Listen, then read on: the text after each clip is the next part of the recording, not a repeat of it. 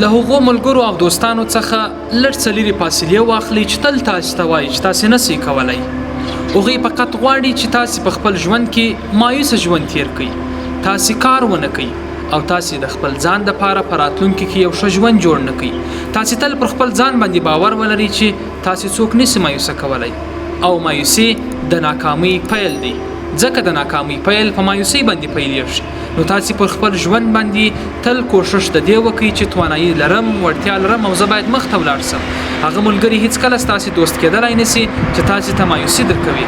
نو زموږ مشوره دا ده چې په خپل ژوند کې تل پر خپلو وړتیاو باور ولرئ، د هغو خلکو سره ناسته پاسته زیاته کړئ چې هیله بخښونکي خبرې تاسې ته کوي، تاسې ته امید او هیله درکوي. د هغه امید به تاسې لپاره په ژوند کې بریالیتوب یقیني کوي.